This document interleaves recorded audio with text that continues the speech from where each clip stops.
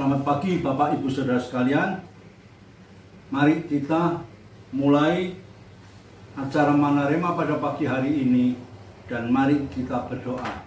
Kami bersyukur padamu ya Tuhan atas kasih karunia dan kemurahan Tuhan, di mana kami pagi ini boleh kembali bangun Tuhan dengan tubuh yang sehat. Untuk itu kami mohon Tuhan, sebelum kami memulai setiap aktivitas kami, kiranya Tuhan membekali kami lewat kebenaran firman-Mu. Untuk itu mari Tuhan berfirmanlah pada kami pada pagi hari ini. Kami siapkan hati dan pikiran kami hanya untuk menerima kebenaran firman-Mu Bapa. Di dalam nama Tuhan Yesus kami sudah berdoa. Haleluya. Amin. Selamat pagi Bapak Ibu Saudara sekalian. Jikalau pada pagi hari ini kami boleh kembali dengan tubuh yang sehat, tentunya kami semua dalam keadaan sehat dan penuh sukacita berkat pertolongan dan pemeliharaan Tuhan. Untuk itu pada pagi hari ini kami perlu firman Tuhan sebagai bekal untuk menyertai dan membimbing serta melindungi kami di dalam setiap perjalanan kami mulai pagi ini hingga sampai pada malam nanti. Judul firman Tuhan pada pagi hari ini yaitu hidup di dalam rencana Allah. Mari kita baca di dalam Roma pasal yang ke-8 ayat yang ke-28. Roma pasal yang ke-8 ayat yang ke-28. Demikian bunyinya.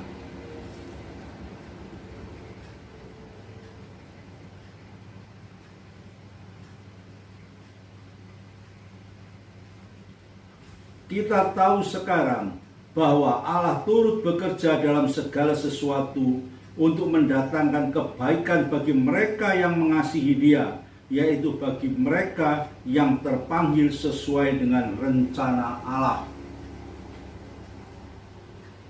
Di sini Rasul Paulus menuliskan di dalam Roma, dia mengatakan kita tahu sekarang Allah itu turut bekerja dalam segala sesuatu. Keadaan seperti ini yang sudah dialami oleh Rasul Paulus di dalam perjalanan kehidupannya yang penuh dengan masalah, penuh dengan problema, tapi dia tetap membawa dirinya selalu dekat dan berharap kepada Tuhan, yang pada akhirnya dia dapat mengatakan kita tahu sekarang bahwa Allah itu turut bekerja dalam segala sesuatu dan mendatangkan kebaikan bagi mereka yang mengasihi Dia. Bukankah kita ini adalah orang-orang yang mengasihi Tuhan? Bukankah kita ini orang-orang yang selalu berharap kepada Tuhan? Bagaimana dengan kehidupan kita? Seringkali kita belum merasakan pertolongan Tuhan di dalam sepanjang kehidupan kita. Seringkali kita belum merasakan segala sesuatu yang sudah Tuhan berikan di dalam kehidupan kita. Namun pada pagi hari ini Rasul Paulus mengatakan, kita tahu sekarang bahwa Tuhan itu turut bekerja dalam segala sesuatu. Berarti apa? Tuhan itu ikut secara aktif, ya, ikut aktif, bukan pasif di dalam setiap aktivitas kehidupan orang percaya.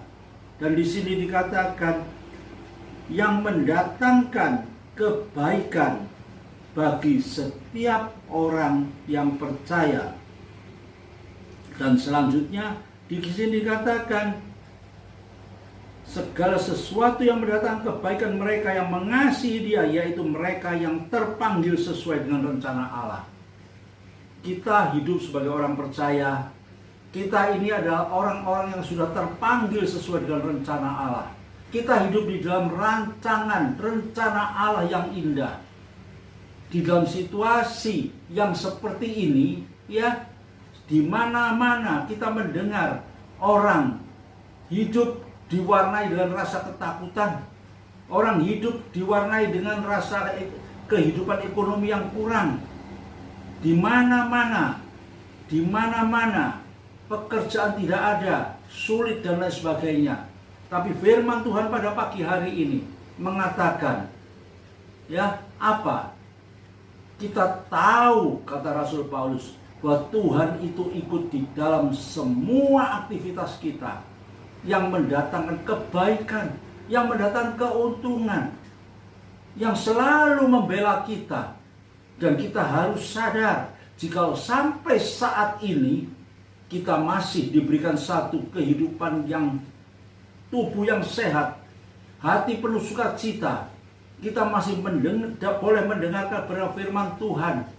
Setiap kali hati kita dipenuhi dengan sukacita, semua ini hanya oleh kasih dan kemurahan Tuhan. Karena apa? Kita ini adalah orang-orang percaya yang terpanggil sesuai dengan rencana Allah. Itu harus kita sadari, harus ada dalam kehidupan kita. Kita ini orang yang diperhatikan oleh Tuhan. Kita harus yakin bahwa di dalam kehidupan kita yang kita nikmati sampai hari ini, semuanya itu hanya oleh kemurahan dan adanya ikut campur Tuhan secara aktif di dalam membela kehidupan kita. Mari kita baca selanjutnya di dalam Ayub pasal yang ke-42 ayat yang kedua. Ayub pasal yang ke-42 ayat yang kedua.